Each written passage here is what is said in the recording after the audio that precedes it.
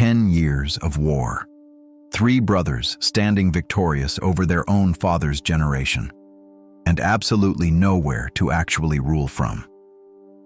Every god you've watched on this channel, Zeus, Hades, Poseidon, Athena, all of them, holds court from a single place, and that place had to be decided, divided, and in some tellings, physically built before any of those stories could happen.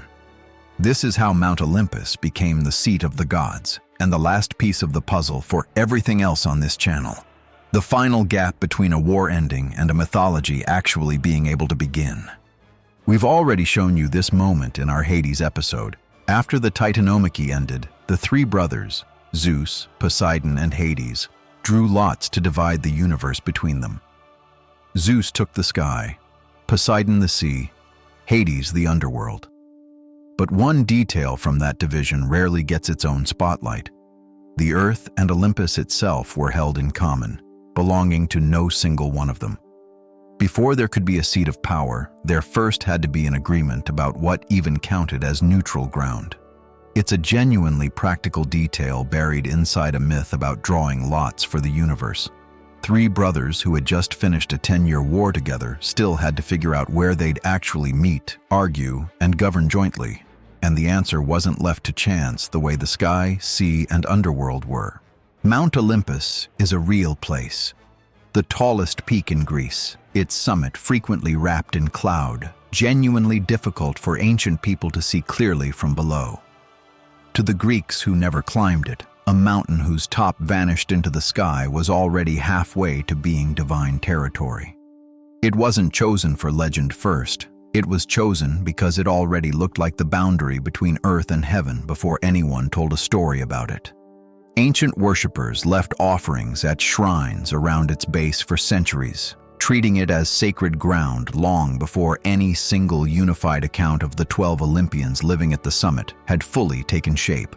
The religious practice, in other words, came first, and the detailed mythology describing exactly who lived up there and how caught up to it gradually. Here's where ancient sources genuinely diverge, and it's worth being upfront about it. Some describe the gods simply claiming the physical mountain summit as their home. Others, especially the Homeric hymns, describe a very different Olympus, an idealized realm beyond ordinary geography entirely, untouched by wind, rain, or snow, bathed permanently in clear upper air the Greeks called aether. In this second version, Olympus isn't really a mountain you could climb to. It's a condition, much like chaos was a condition rather than a character, a state of being above and beyond the physical world that happens to sit near a mountain of the same name. It's a fitting symmetry for this arc to end on. The very first episode opened with a figure that was a condition, not a character, and the very last episode ends the same way, just inverted. Total darkness at the start of the story, total radiant light at the end of it. Later tradition credits Hephaestus, a name this channel hasn't covered yet but will, as the master craftsman who built the actual golden halls and individual palaces of Olympus, 1 throne room per god. It's a detail that quietly answers a question the earlier chaos of the war never had time for. Victory alone doesn't produce architecture. Someone still had to build the thing they'd all just fought a 10-year war to earn the right to sit in. Later tradition also credits Hephaestus with the golden automaton servants said to assist him in his forge and the palace itself, mechanical attendants built from gold, described as capable of independent movement and even speech, a detail so far ahead of its time that some modern historians of technology point to it as one of the earliest recorded concepts resembling an artificial being. The roster of gods with a seat on Olympus, what later tradition calls the 12 Olympians, didn't form all at once, and Olympus wasn't exclusively for the new generation either. By several accounts, titans like Themis and Mnemosyne, who we covered in our roster episode, kept a place there as advisors rather than prisoners. It's a detail worth sitting with. Directly beneath the new god's throne room in Tartarus sat the titans who'd fought against them.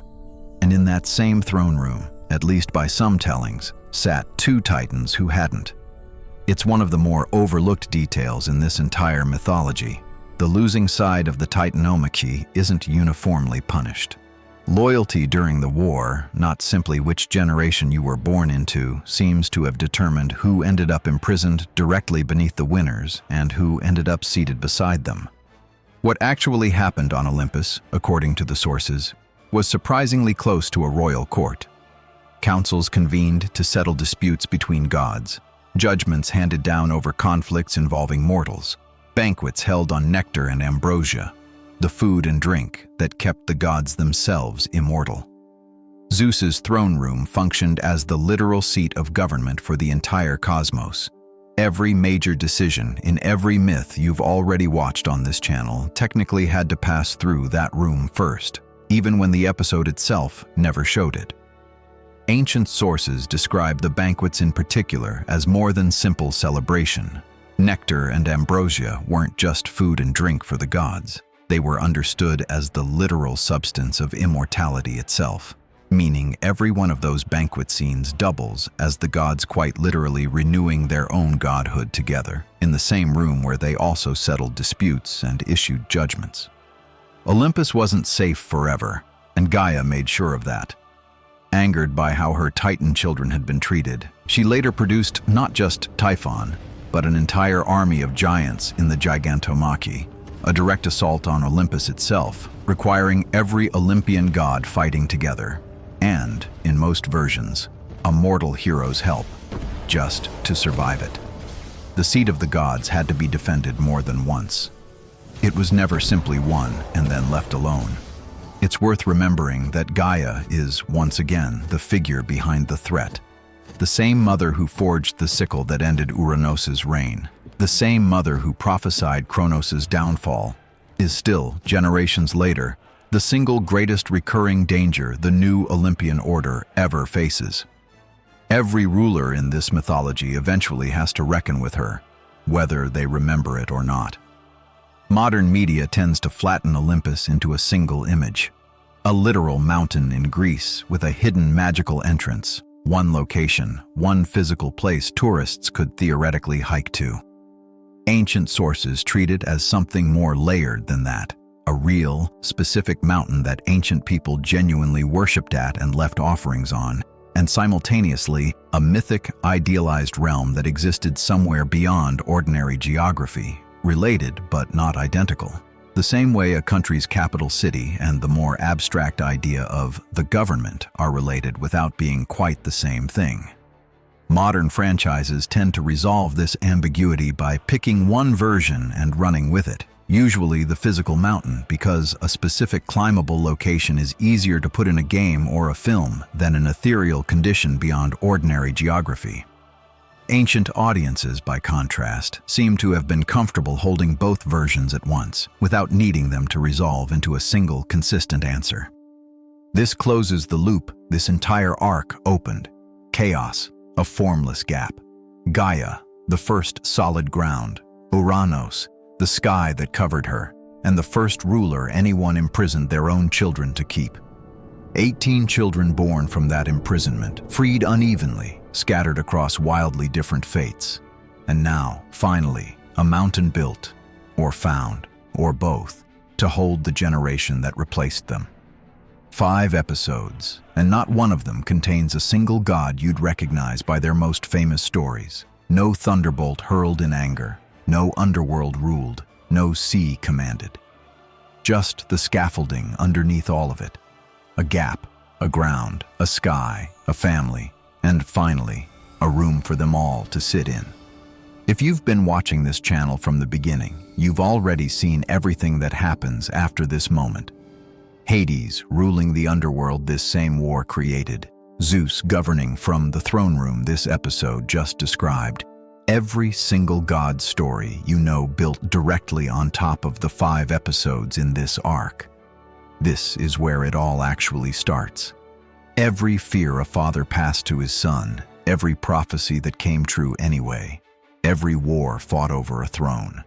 All of it began here, generations before any of the gods you already know by name were even born, in a story that almost never gets told because it doesn't have a single famous name attached to carry it. Thanks for watching House of Old Gods. Go back to episode 1 of this channel, and this time, you'll know exactly what came before it.